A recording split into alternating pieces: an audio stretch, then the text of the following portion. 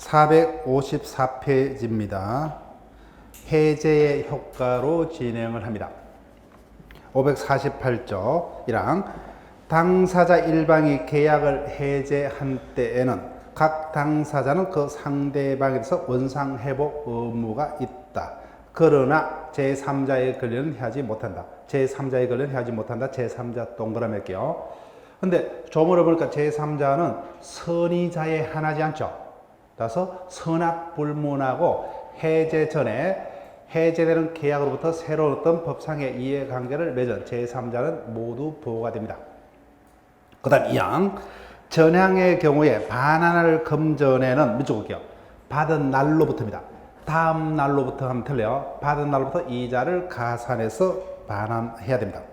그 다음 548조 쌍방 모두 원상회복 의무를 부담하고 있는 경우 그때는 공평의 원칙 동시 이행을 하여야 합니다. 551조 체크를 하시고 법정해제는 채무자의 채무 불이행을 그 원인으로 하고 있다고 하죠. 해제와 별도로 채무 불이행에 대한 손해배상을 청구할 수 있다. 그런데 우리가 앞서 배웠죠. 합의해제 내지 약정해제는 채무 불이행을 원인으로 하지 않기 때문에 551조에 따른 손해배상을 청구하지 못한다. 그죠? 자, 내용. 해제되면 계약은 소급해서 무효가 됩니다. 그죠? 손댈 필요 없죠. 따라서 채권액이라면 채권 채무는 발생치 않고 저당권 설정 등 물권액이라면 물권 변동 효과는 발생할 수가 없다. 자, 그 다음에 이미 뭐요? 매수인 앞으로 이전 등기가 되었더라도 뭐요? 해제가 되면 자동적으로 말소 등기 필요 없이 매도액의 소유권이 이미 복귀된다. 여기까지 우리가 이미 다 알고 있는 내용이다. 그죠? 자, 리언입니다. 다만 해제로 인해 뭐요? 해제 전에 그 해제된 법률 관계로부터 뭐요? 새로 어떤 법상의 이해관계를 취득한 제3자의 권리는 하지 못한다. 이때 제3자는 선악 불문합니다.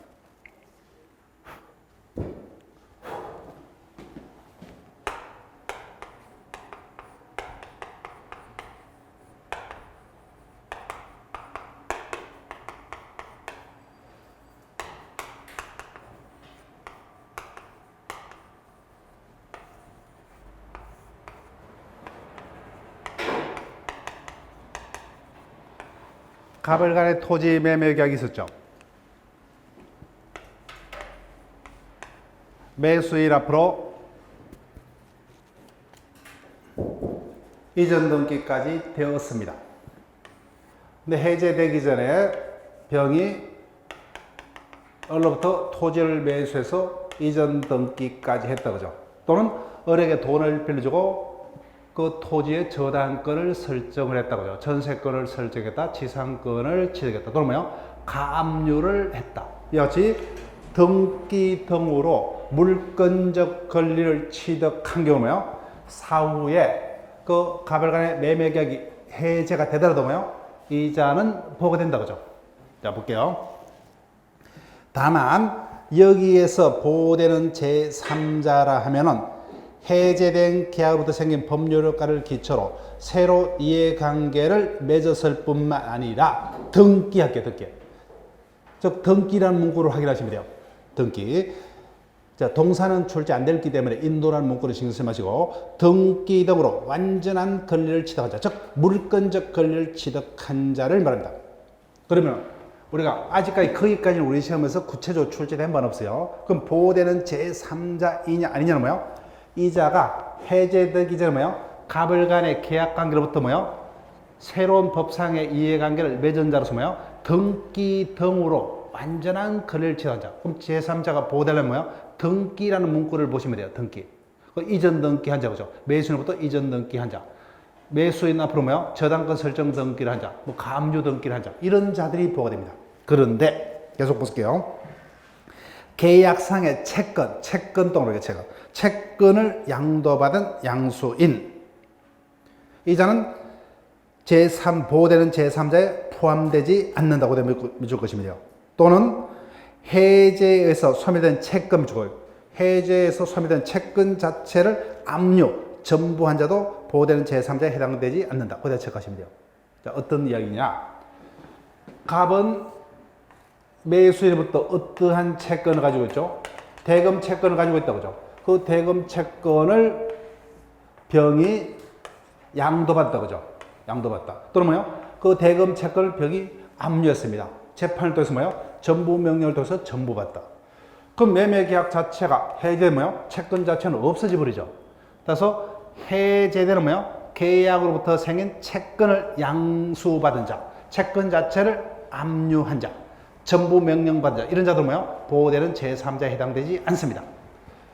매매 계약이 해제되기 전에 뭐요? 그 계약으로부터 뭐요? 다시 이를 토대로 새로운 을로부터 토지를 매수해서 이전 등기 격리한 자죠. 을에게 돈을 빌려주고 을 소유 토지의 저당권 등기를 하자, 지상권, 전세권을 취하자, 을의 토지에 뭐요? 감유 등기를 하자. 이런 자들만 보호가 된답니다. 판례 거기까지. 자, 원상회복 의무로 갑니다. 따라서 해제되면 계약은 소급해서 무효가 됩니다. 그래서 이행자는 이행할 필요 없죠. 이행 후에는 부당이득으로 반환해야 됩니다. 이때 원상회복 의무는 둘째 줄. 부당이득의 특칙이요. 특칙. 그래서 따라서부터 이해하시면 돼요. 특칙이기 때문에 현존이익 불문구죠. 선악불문하고 무조건 받은 이익 전부를 반환해야 됩니다.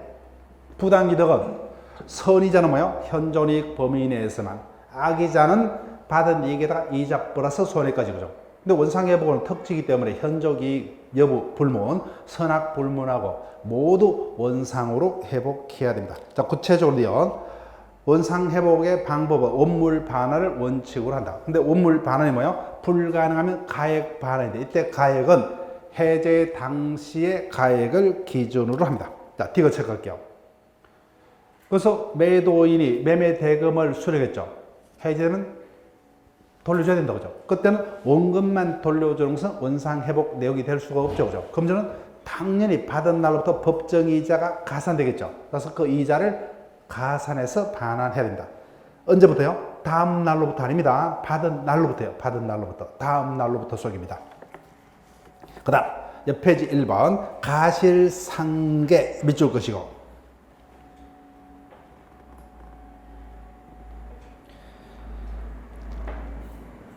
셋째 줄 가운데 계약 해제로 인한 원상회복 청구권에 대하여. 거기다 밑줄 것이고. 마지막 줄 가실상계 밑줄 것이고 허용되지 않는다 밑줄 것이면 돼요. 중간에 뭐요? 설명에 불과해요. 저 가실상계라는 제도는 채무불이행 또는 뭐요? 불법행위에 의한 손해배상액을 정함에 있어서 채권자에게도 잘못이 있다든지 뭐요? 피해자에게도 잘못이 있다든지 구체적으로 손해배상액을 정할 때는 그 자들의 잘못 부분은 공제하는 제도를 가실상계 제도로 한다고 하죠. 그래서 해제로 인한 원상회복의 경우는 가실상계 법리가 적용되지 않는답니다. 않는다. 그 다음 2번은 깊이 들어갑니다. 계약이 무효인 때 적을게요. 무효인 때 둘째 줄 748조가 적용된다. 적으시고 그 다음에 마지막 줄 548조 2항 적용 유추 적용서 뭐예요? 적용만 미치고요. 적용 없다. 이렇게 적용하시면 돼요. 자, 어떤 이야기냐? 우리가 이미 앞서 봤는데 조문만 몰라요. 계약이 무효라면 이행 전에는 이행할 필요 있다 없다? 없죠. 이행 후에는 뭐예요? 부당이득으로 반환이 되죠. 근데 부당이득 반환 법에는 748조에서 선이자는 뭐예요? 현존이익. 악이자는 받은 이익이다. 이자 플러스 손해까지. 이거는 무효인 경우는 부당이득 반환의 규정에 따라서. 해제는 뭐예요? 일단은 계약은 유효하게 성립했죠. 근데 사후에 해제하면 그때는 뭐예요? 반환 범위는 원상회복 반환 범위입니다. 따라서 해제와 무효는 다르죠, 그죠? 따라서 무효인 경우는 부당이득 반환 범위에 관한 748조가 적용이 되어야지 해제라는 원상회복에 관한 548조 규정은 적용되지 않는답니다. 상당히 깊이 있는 판례요. 자, 그 다음에 손해배상 3번. 이거는 이미 했죠, 그죠? 551조. 해제와 별도로 이왕의 채무불이행 손해배상은 청구할 수 있다. 자, 그 다음에 해제거래 소멸로 갑니다. 1번은 일반적인 소멸 오리는 여러분들이 눈으로 확인하시고, 우리는 여기서 특유 소멸 오리에 관한 조문만 기억하시면 돼요. 답으로는 하지 않을 겁니다. 다만 지문하는 될 수가 있다. 552조요. 1항 해제권 행사 기간을 정하지 아니한 때는 상대방은 상당 기간을 정하여 해제권 행사 여부 확답을 해제권자가 최고할 수 있고 효과 2항 전항의 기간 내 해제 통지를 받지 못한 때는 해제권자 해제권은 소멸합니다. 553조 해제권자가 고의 또는 가실로 계약의 목적물을 현저히 훼손하거나 이를 반환할 수 없게 된 때 또는 가공이나 개조해서 전혀 다른 종류의 물건으로 바꾼 때, 즉 해제권자가 해제하면 자기도 원상 회복해야 되죠. 이런 경우는 원상 회복할 수가 없게 돼버렸다 그죠. 그럼 해제권자의 해제권도 소멸합니다. 그 조문만 기억하시면 돼요. 그 다음에 넘기면 해제는 별도로 보실 필요가 없습니다.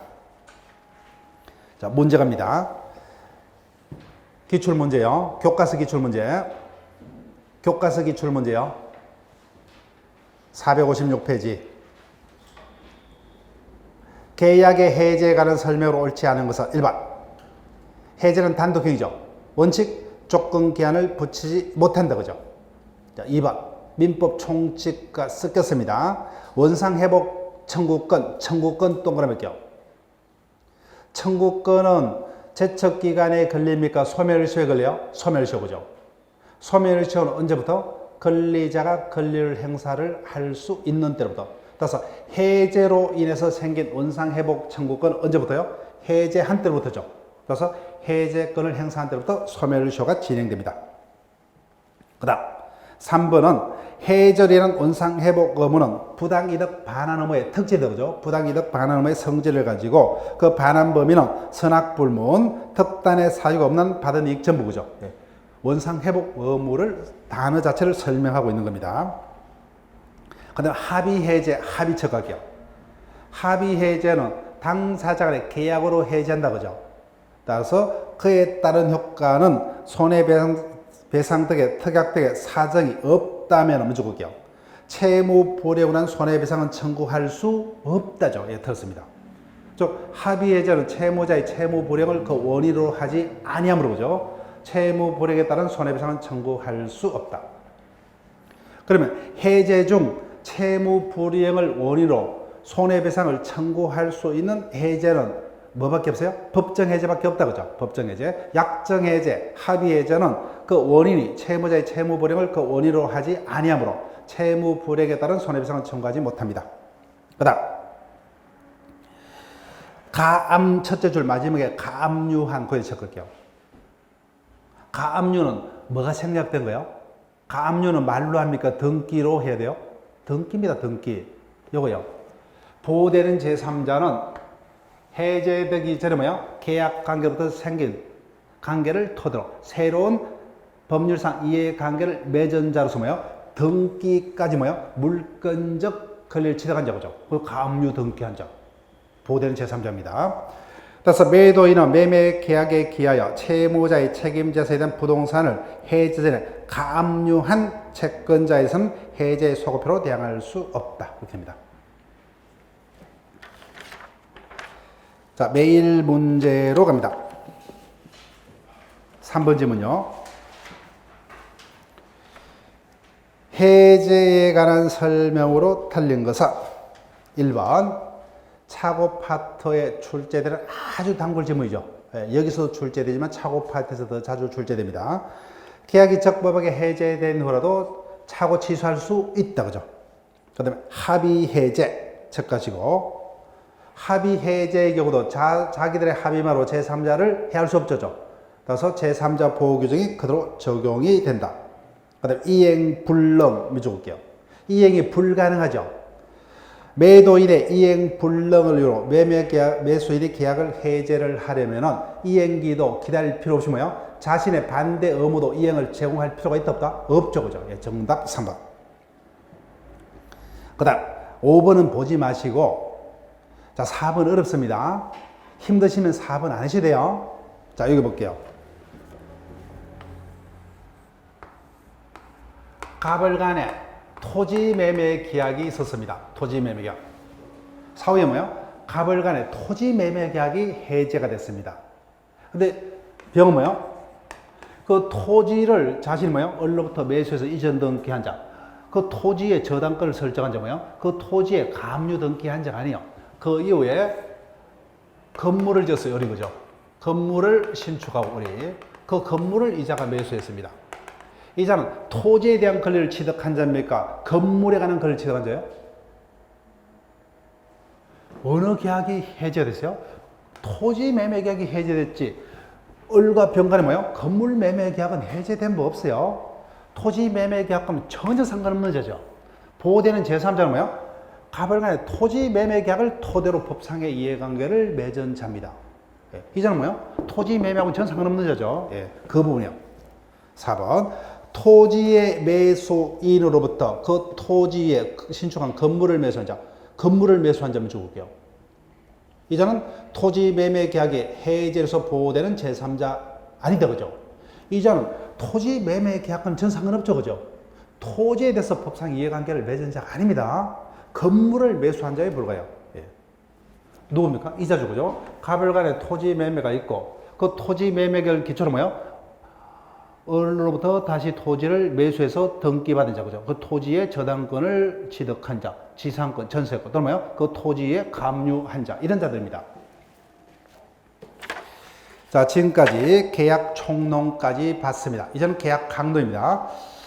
자, 우리 시험에서는 개별 계약의 유형은 시험 범위에서 매매, 임대차, 도구, 위임, 요 네 가지 계약을 시험 범위로 하고 있습니다. 중개사 시험은 뭐요? 이 중에서 매매와 임대차, 여기는 없지만 교환까지. 근데 일반적으로 계약 유형은 전형 계약은 15가지지만 실제로 대부분의 시험은 이 네 가지 계약을 뛰어넘어서는 거의 출제가 안 돼요. 그래서 우리는 채권 강로 모든 계약이 현실적으로 시험 범위예요. 다른 11종의 계약은 뭐예요? 교과서에는 실리지만 다른 시험도 출제가 안 되기 때문에 상당히 우리 보면 출제가 넓은 겁니다. 자, 매매에서는 어디서 주로 출제가 되느냐? 출제될 수 있는 파트. 먼저 넘기면 계약금이죠. 계약금 체크할게요. 계약금에서 출제가 될 수 있고, 그 다음에 461페이지 제일 밑에 담보책임 있죠. 매도인의 담보책임.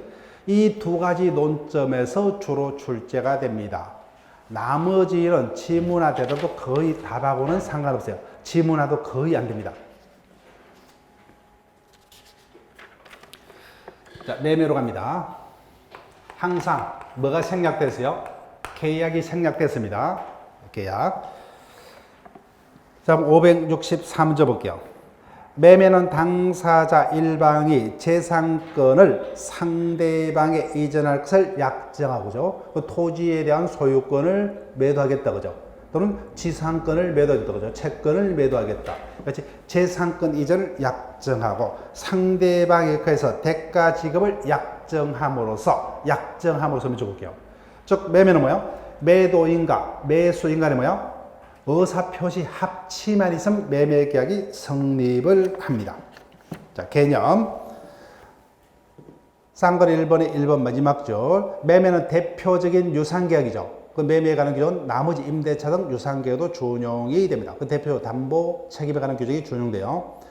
그 다음에 2번. 민법 총칙을 그냥 확인합니다. 법률행위의 목적은 확정이 가능하면 족하죠. 그죠? 따라서 매매계약 체결 당시에 매매 대금과 매매 목적물이 구체적으로 정해져 있을 필요 없다. 그죠? 장차 특정될 수만 있으면 족하다. 자, 3번 체크를 하시고 3번 번호에다가 체크를 하세요. 자, 쭉을 볼게요. 매매는 낙선계약이죠. 따라서 당사자 간의 합의만 있으면, 즉 재산권을 이전할 것을 약정하고 그에 대해서 뭐요? 대금 지급을 약정할 것을 합의만 있으면 계약은 성립을 합니다. 밑에서 둘째 줄부터 그죠? 그래서 계약 비용에 관한 어떤 약정, 이행기를 어떻게 할 것이냐, 어디에서 변제할 것이냐, 이에 관해서 뭐요? 구체적으로 정해질 필요 없어요. 없더라도 뭐요? 거래 간행이라든지 또는 뭐요? 민법전의 보충 규정에서 충분히 교율되기 때문에요. 어떤 합의만 있으면요. 구체적으로 어떤 합의만 있어요. 당사자의 재산권 이전 약정과 그에 대한 대금 지급 약정만으로 뭐요? 계약은 유효하게 성립하고 구체적으로 비용, 그죠? 변제 장소, 이행기 등은 구체적으로 정해질 필요가 없다는 거예요. 일반적으로 다 정하겠죠. 근데 이런 것들이 구체적으로 정해져 있지 않더라도 계약은 유효하게 성립을 합니다. 자, 그 다음에 쌍가루 2번 갑니다. A약에서 564조 제목 일방예약 미주국격 제목 일방예약. 우리가 지난주에 예약을 설명했다 그죠? 예약. 우리 장차 계약을 체결하자. 미리 약속하는 당사자들 간의 채권 계약을 뭐예요? 예약이라 했는데 이때 어떤 계약을 체결하기로 예약을 했죠? 매매를 체결해서 예약했다 그죠? 이때 일방 예약자가 붙었죠. 일방 예약이라면 예약 완결권자가 뭐예요? 상대방에 대해서 완결의 의사 표시를 하게 되면 상대방이 뭐예요? 성낙 필요 없이 원래 약속했던 매매 계약이 성립을 하는 것을 일방 예약이라 합니다. 자, 1번 볼게요. 매매 일방 예약은 상대방이 매매를 완결할 의사를 표시한 때 매매의 효력이 생긴다 그죠? 그래서 리언의 마지막 조 형성권에 해당한다 체크할게요. 그래서 예약 완결권은 형성권입니다. 예약 완결권. 그래서 일방적으로 매매의 경우 예약이 있다면 우리 법의 원칙 어떻게 봅니까? 일방 예약으로 본다 그죠? 완결의 의사를 표시할 권한이 뭐예요? 쌍방 모두에게 있는 게 아니라 뭐예요? 일방에만 주어진 예약을 일방 예약. 즉 완결의 의사 표시할 예약 완결권 형성권이라는 겁니다. 그래서 넘기면은 리얼 부분요. 우리 민법 총칙에서 배웠던 바를 떠올리면서 읽어볼게요. 형성권이기 때문에 그 행사 기간이 뭐야? 당사자의 약정이 있으면 그 약정 기간이에요. 약정 기간이 없으면 형성권이기 때문에 제척 기간이 걸리죠. 그래서 몇 년이에요? 10년의 제척 기간에 걸립니다. 자, 그다음에 계약금 밑줄 볼게요. 계약금. 565조 제목 해약금 밑줄 볼게요. 따라서 계약금이 수수가 됐다 그죠? 그럼 우리 법은 해약금으로 추정을 하는 게 원칙입니다.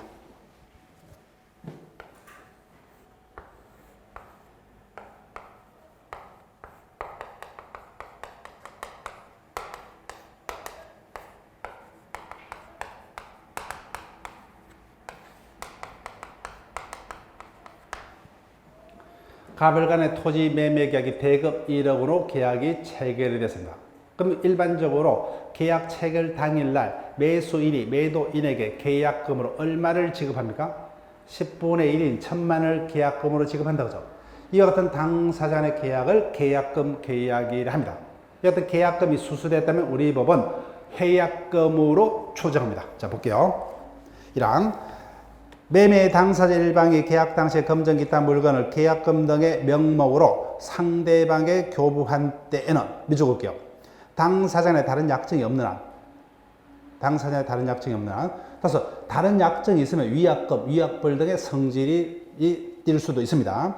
약정이 없는 한 해약금으로 봅니다. 그러면 어떻게 될 것이냐?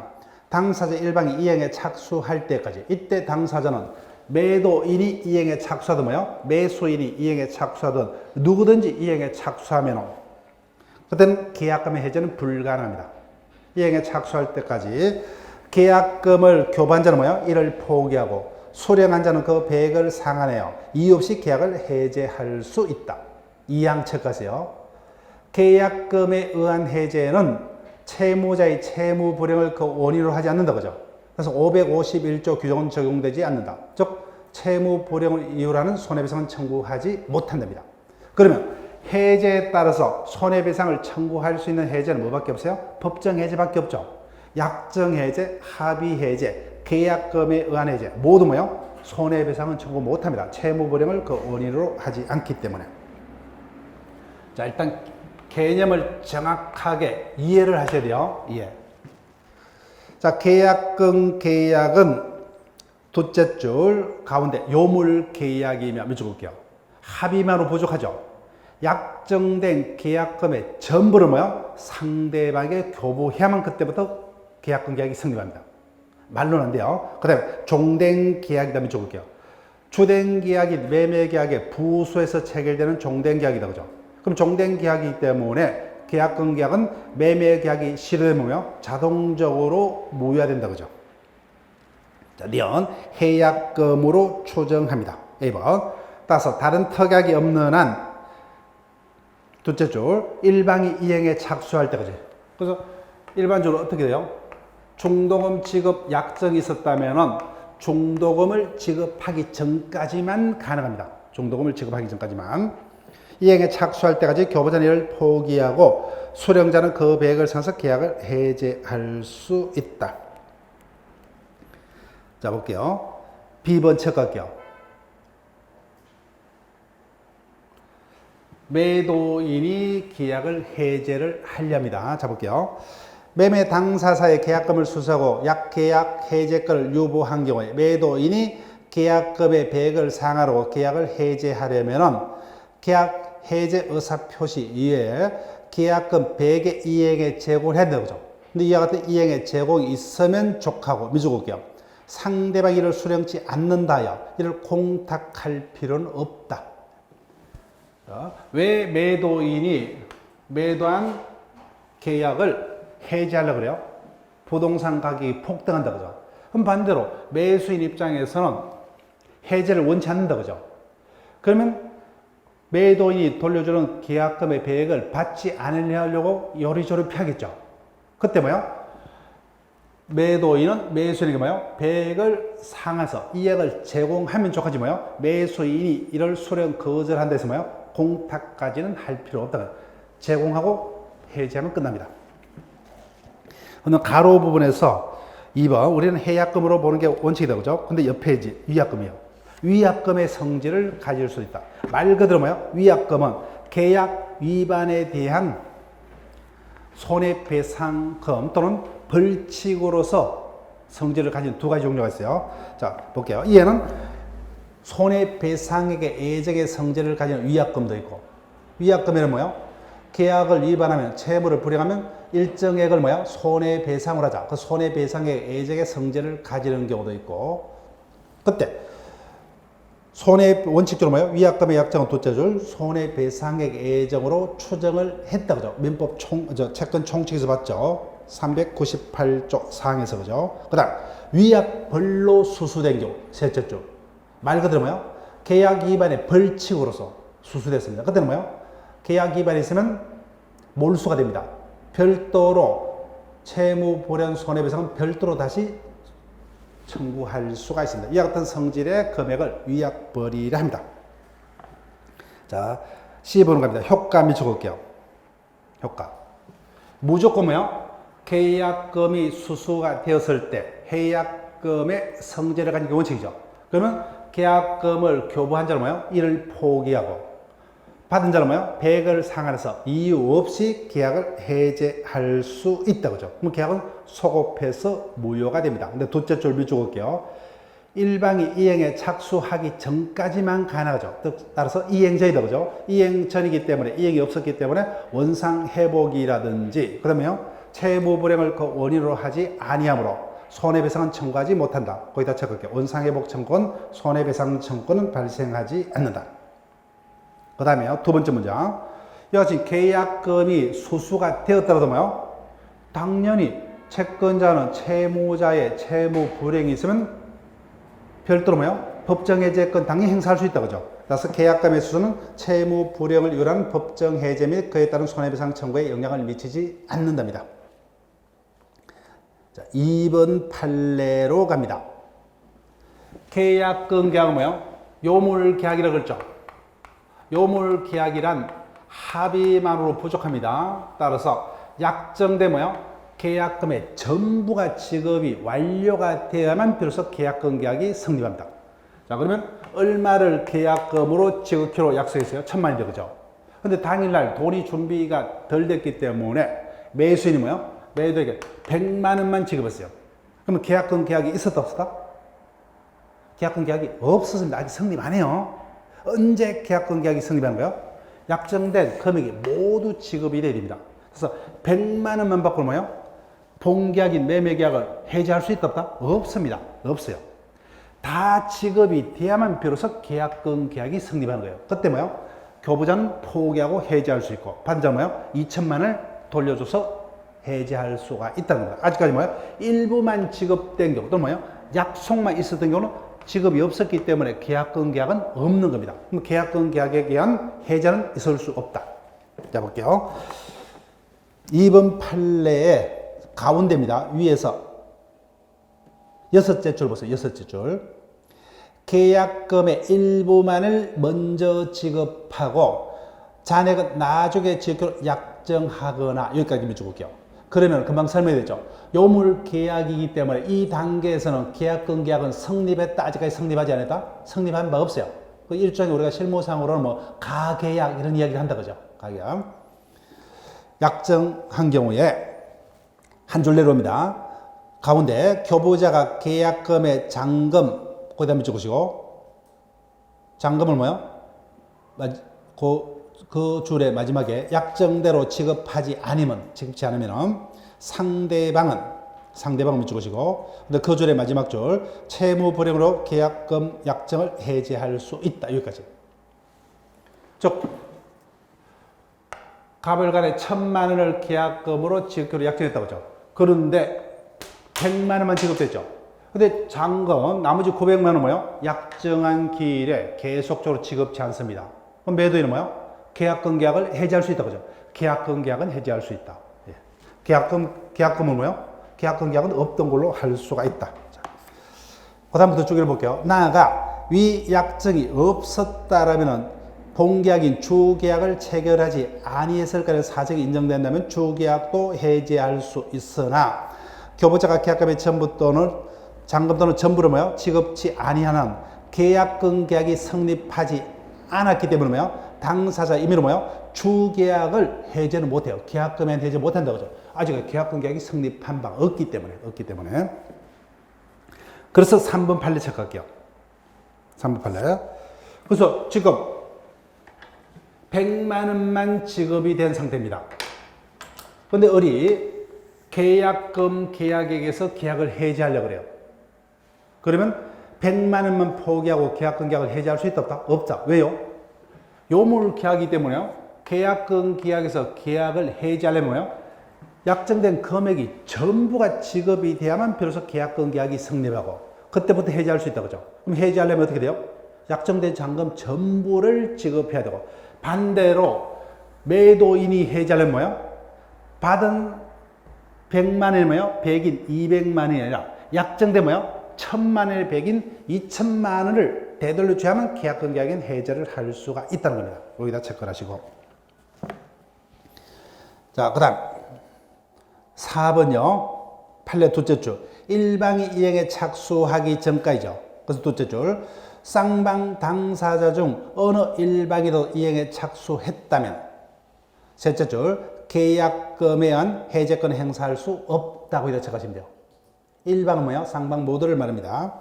그 다음에 이행에 착수를 하면은 조금 읽어볼게요. 여기서 이행에 착수한다는 것은 객관적으로 외부에서 인식할 정도의 미주국이요. 채무 이행의 일부를 이행하거나 이행에 필요한 뭐예요? 전제 행위를 하는 것을 말하고 단순히 이행 준비만은 부족하다. 자, 그러면 매수인이 이행에 착수하려면 어떻게 돼요? 중도금의 일부를 뭐예요? 지급하거나 뭐예요? 또는 값을 법무사 사무실로 부른다 그죠? 중도금을 가져왔다 그죠? 받아가거나 그죠? 이 단계를 이행의 착수 단계. 단순히 뭐예요? 은행으로부터 대출 약정을 한다. 이행의 준비 단계로는 부족하다. 그런 의미로 읽으시면 돼요. 자, 그 다음에 마지막 5번 판례요. 계약금에 의한 해제는 일방이 이행에 착수하기 전까지죠. 그런데 이자들이 어떤 식으로 계약을 했느냐? 계약금만 지급하고 뭐요? 중도금은 없이 바로 마지막에 뭐요? 잔금을 지급키로 했어요. 근데 아직까지는 뭐요? 이행에 착수가 없죠, 그죠? 자, 볼게요. 매도인이 매수인에서 매매 계약을 이행을 체고하고 잔금 지급을 구하는 소송을 제기한 것만으로 뭐요? 이행에 착수로 볼 수 없기 때문에 여전히 계약금을 해제할 수 있답니다. 이 경우 뭐요? 중도금 지급은 따로 약속한 법 없어요. 계약금만 지급하고 뭐요? 바로 잔금을 모두 지급 약속. 그럼 이행에 착수한 법 없죠, 그죠? 그래서 매도인이 매수인에게 뭐요? 이행을 체고했더라도 뭐요? 아직 이행에 착수 전이기 때문에 계약금을 해제할 수 있다. 자, 그 다음에 넘깁니다. 비용 부담. 원칙적으로 뭐요? 쌍방이 균분해서 부담입니다. 다만 임의 규정. 문제를 볼게요. 계약금에 관한 설명으로 옳은 것은 1번. 계약금 계약은 하나의 독립된 요물계약. 요물계약은 맞죠? 어디가 틀렸어요? 독립이 틀렸다, 그죠? 예. 주된 계약의 부수에서 체결된 종된 계약이죠. 주계약이 취소되면 계약근계약도 무효된다. 그죠? 정답. 옳은 것이니까 뭐 1번 틀렸습니다. 위약 벌 주거기업. 상당히 어렵습니다.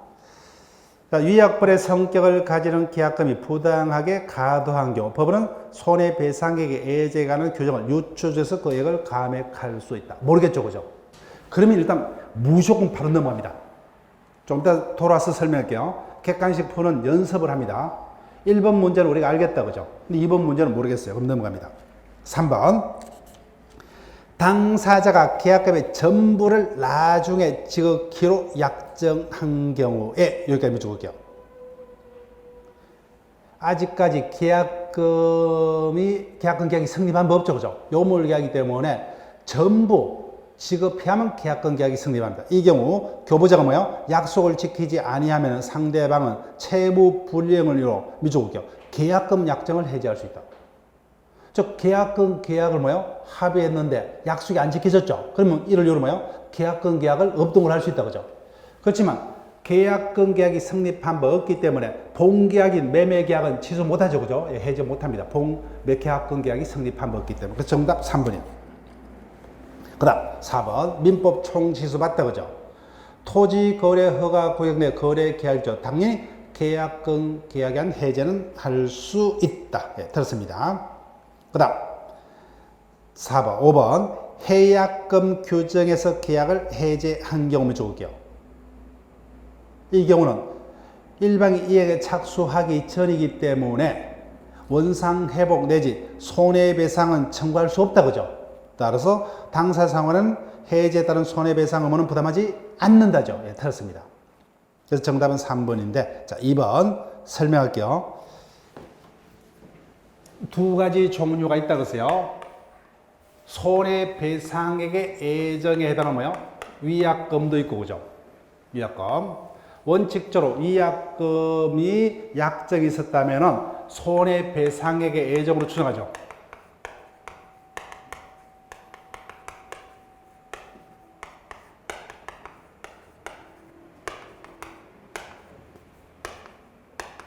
채권 총론해 봤어요. 398조 4항이다, 그죠?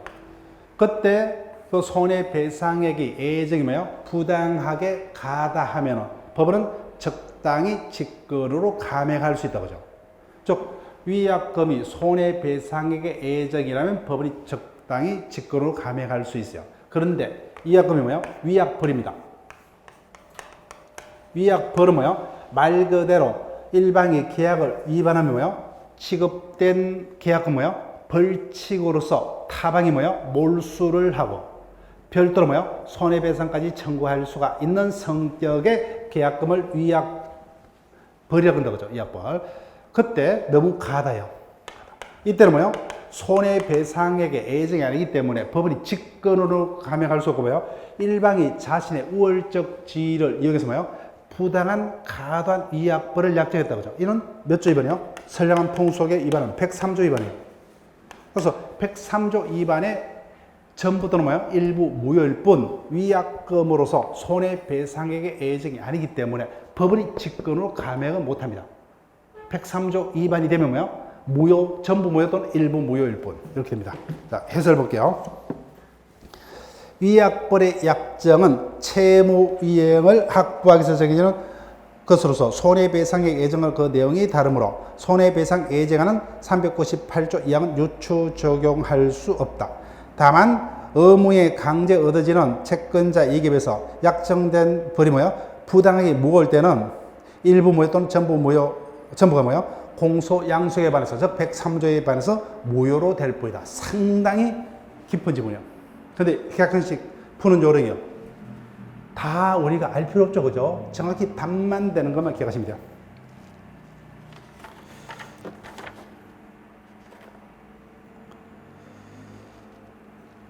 자, 그러면 매일 문제 4번으로 볼게요.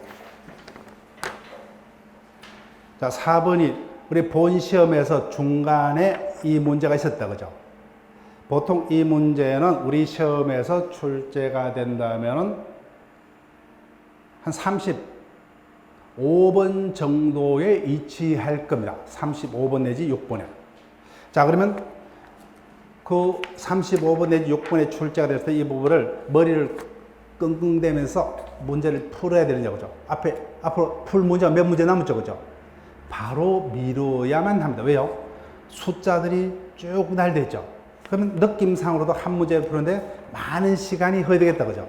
따라서 이와 같은 문제는 일단 나머지 지문 형태의 문제를 모두 해결한 후에 마지막이 뭐예요? 여유가 있을 때 푸는 문제입니다.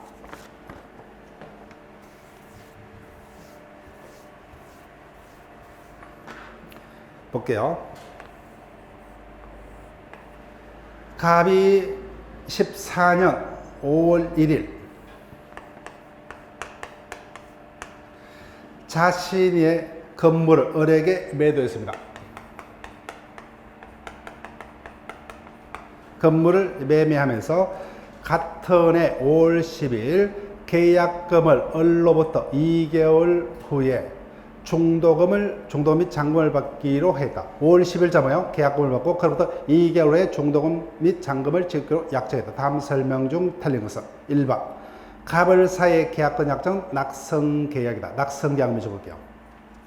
자, 그러면 하나 요령을 말씀드릴게요. 그래서 우리가 이와 같은 숫자가 등장하는 지문들을 마지막으로 미뤘죠, 그죠? 미뤘습니다. 근데 대부분 나중에 내가 시간이 없어 이 문제를 해결할 수 없어요. 그러면 웬만하면 뭐야? 1번을 선택하세요. 1번. 왜 1번을 선택하냐? 출제자들도 양심이 있죠, 그죠? 양심이 있습니다. 만약 이와 같은 숫자 문제를 우리가 쭉 계산해서 문제를 풀어야 되는 경우 그 답을 뭐요? 4번 등에 위치시키는 순간 뭐요? 수험생들은 엄청나게 힘들겠죠, 그죠? 멘붕입니다. 그래서 양심이 있다면 웬만하면 1번으로 답을 합니다. 그래서 지금도 1번이죠. 왜요? 계약권 계약은 낙성계약이 아니면 뭐예요? 요물계약이에요. 그래서 웬만하면 뭐예요? 출제자들도 이와 같은 어떤 숫자가 나열되는 문제를 출제를 한다면 뭐예요? 웬만하면 양심이 있다면 답을 1번으로 할 가능성이 많아요. 다만 이거는 최종적으로 내가 시간이 없을 때 선택하는 지문이에요. 네, 선택하는 지문. 자, 그다음 2번. 계약금 계약은 다른 약정이 없는 해약금으로 추정한다. 맞죠? 3번 밑줄 볼게요. 계약금 계약은 요물계약이죠. 따라서 을이 계약금을 지급치 아니하면은 갑은 뭐요? 매매 계약은 해지 못하죠. 그렇지만 계약금 약정은 해지할 수 있다. 교과서 기출 문제도 거기 답이었다, 그죠? 즉 계약금을 약정이 있었지만 계약금을 지급치 아니한 경우 답은 뭐요? 약속 불이행, 채무 불이행으로서 계약금 약정은 해지할 수 있다, 그죠? 해지할 수 있다. 그다음 4번 을이 14년 6월 10일 중도금을 지급한 경우를 적을게요. 계약금의 해제는 일방이 이행에 착수하기 전까지 할 수 있죠. 이미 중도금이 지급됐죠. 매도인은 갑은 계약의 배액을 상환하더라도 계약은 해제할 수 없다. 맞죠? 그죠? 계약금의 해제는 불가능합니다. 그 다음 5번 매수인 을이 14년 7월 10일 중도금과 잔금을 지급을 했으나 밑줄 볼게요. 갑이 이전 등기를 해주지 아니하면, 즉 매도인이 채무를 불이행하고 있다, 그죠? 그럼 을은 매매 계약을 해제할 수 있다, 맞죠, 그죠? 이때 해제는 계약금에 의한 해제입니까? 채무 불이행을 위한 법정 해제요? 후자는 거예요, 후자. 계약금 해제는 안 됩니다. 다만 채무 불이행 법정 해제는 할 수 있다. 자, 교과서로 옵니다. 쌍그릇 3번요. 매매의 효력.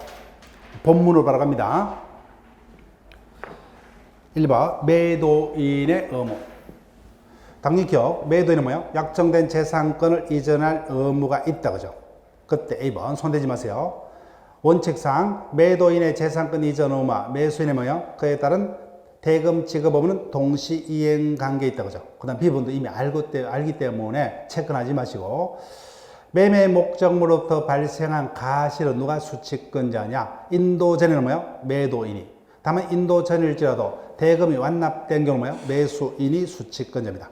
그 다음에 2번요. 매수인의 의무, 대금 지급 의무가 주된 의무다, 그죠? 그때 A번의 둘째 줄. 매매 당사자 1박에 대한 의무 이행 기한이 있는 때에는 상대방의 의무 이행에 대해서도 공평의 원칙 뭐예요? 동일한 의무 이행 기한이 있는 거 추정을 합니다. 그 다음 B번의 둘째 줄. 그럼 그럼 대금은 어디에서 지급을 해야 되느냐? 매매 목적물의 인도와 동시에 대금을 지급을 할 경우는 그 인도 장소에서 이를 지급을 하는 게 공평하다. 그죠? 그 다음 10번 매수인이 이미 목적물을 매도로부터 인도받았어요. 그럼 대금 지급 뭐요? 공평 원칙상 원금만이 아니라 뭐요? 그 날로부터 이자를 가산해서 지급하는 게 원칙이다. 그죠? 예. D번은 여러분들이 보시고 이와 같이 이런 지문들은 혹시나 뭐요? 지문화가 되더라도 답으로는 안 합니다. 그런 지문이 있었더라. 그런 정도만 우리가 기억할 수 있을 정도로 그 부분을 부탁드릴게요. 자, 그러면 쉬었다가 담보 책임으로부터 진행을 합니다.